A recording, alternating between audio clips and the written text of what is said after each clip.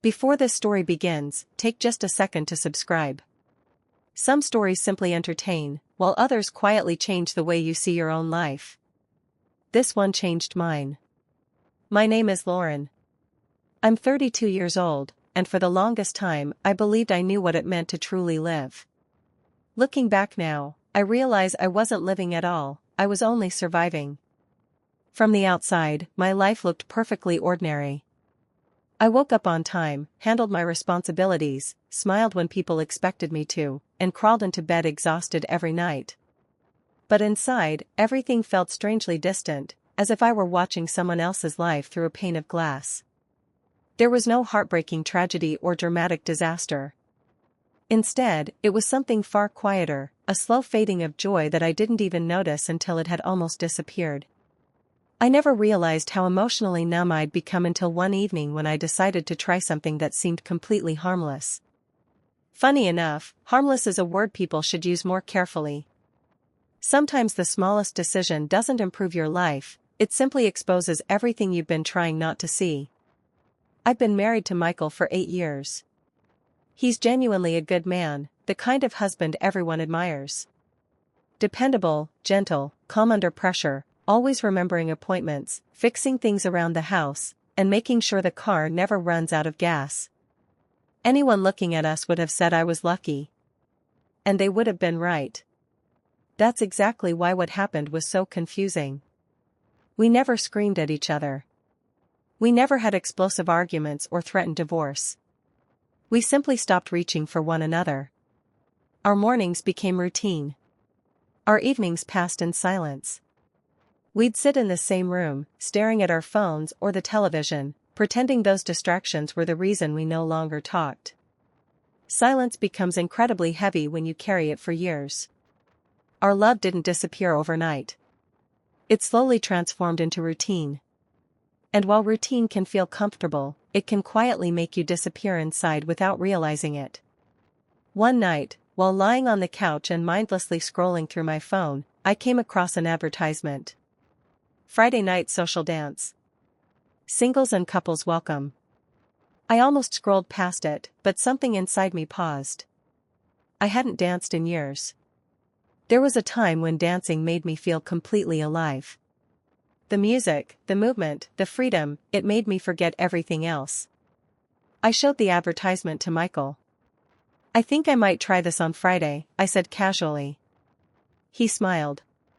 You should. He didn't ask to come with me. He didn't ask why I suddenly wanted to go. He simply trusted me. Oddly enough, that trust hurt more than I expected. The dance studio was filled with strangers, soft lights, and music echoing across the wooden floor. At first, I felt awkward, almost as if I'd become older overnight. That's when I met Jason. He was confident without being arrogant, friendly without being pushy. He extended his hand toward me with a warm smile. You look like you belong on the dance floor, he said. It was such a simple sentence. Yet after spending years feeling invisible, those few words made me feel seen again. Our first dance wasn't romantic. It was light-hearted, effortless, and genuinely fun. But somewhere deep inside me, something that had been sleeping for years quietly woke up. I laughed without forcing it. I moved without worrying how I looked. For the first time in a long while, I actually felt present in my own body. That feeling became addictive. One Friday became every Friday. Jason and I started talking between dances, then after class, and eventually through messages during the week. Nothing inappropriate happened. That's the dangerous part about emotional boundaries, they rarely disappear all at once. They fade slowly, hidden beneath innocent conversations and growing comfort. He often told me I had so much energy, so much depth, and that my daily routine was slowly dimming my light. I kept telling myself the same excuse. This is harmless. I wasn't having an affair. I was simply enjoying feeling alive again. But attention reaches places that loneliness has left empty. When you spent years feeling unseen, even small acts of kindness can feel overwhelming.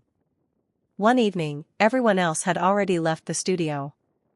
The music continued playing softly while the lights grew dimmer. Jason stepped closer. Not suddenly. Slowly. Close enough that I could feel his warmth. Close enough that I had to make a choice. Inside my mind, two voices fought each other. One whispered, "You deserve to feel this." The other quietly warned, "You're standing at a place you can't come back from." For one terrifying moment, I didn't want to go home. Not because I had stopped loving my husband, but because I loved the version of myself I became whenever I was there. I felt noticed.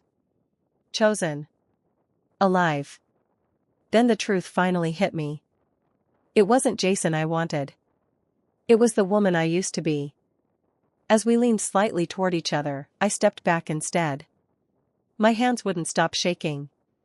Jason looked at me and quietly said, "You don't have to go back to a life that feels empty." But he was wrong. Running away never heals emptiness. It only delays facing it. When I arrived home, Michael had fallen asleep on the couch. The television flickered softly in the background, and dinner still sat untouched on the table. He had obviously waited for me. That silent picture hurt more than any argument ever could. Because betrayal doesn't begin with a kiss. It begins with emotional distance. With silence. With longing that remains unspoken. At that moment, I realized I had already started leaving my husband emotionally long before anything physical could ever happen. That realization terrified me. Guilt isn't loud. It doesn't scream. It settles quietly inside your chest and refuses to leave. The very next morning, I deleted Jason's number, blocked every message, and never went back to the dance studio. Not because I believed I was strong. Because I was frightened by the person I was slowly becoming. Michael noticed something had changed. One evening, he gently asked, "Are you okay?" For the first time in years, I answered honestly, "I feel lost." I didn't tell him every detail. But I finally admitted the truth about how I felt. He didn't question me. He didn't accuse me. Instead, he wrapped his arms around me and softly said, "Then we'll figure it out together." His kindness broke me far more deeply than anger ever could have. Healing wasn't quick. It wasn't easy. Sometimes it was uncomfortable. Sometimes it was painfully honest. But little by little, we started talking again, really talking. About loneliness. About boredom. About growing older. About feeling invisible even while sharing the same home. We began taking small trips together. We walked without carrying our phones. We learned to sit quietly beside each other without escaping into screens. Slowly, we discovered each other all over again. Love didn't return like fireworks lighting up the sky. It came back through effort. Through choosing each other on ordinary days. Through showing up even when it would have been easier not to. Attention can feel like love when your heart has been emotionally starving. But attention fades. Real love is built through difficult conversations, patience, forgiveness, and choosing one another again and again. Trying something new didn't save my marriage. It simply revealed everything that had quietly fallen apart and forced me to decide. Would I keep running from my emptiness? Or would I finally face it? Even today, Michael and I still argue sometimes. We still burn breakfast now and then. Life is far from perfect. But we laugh more. We talk more. Most importantly, we truly notice each other again. Our love isn't exciting every single day. It's intentional. And I've learned that intention creates something much deeper than excitement ever could. If I could speak to the woman I used to be, I'd tell her this. You're not empty. You're simply unheard, even by yourself. Don't search for life in the attention of strangers. Start by bringing honesty into your own home. Because real transformation doesn't happen when you chase new feelings. It happens when you finally face the quiet emotions you've spent years avoiding. Maybe that's what growing up has always been about.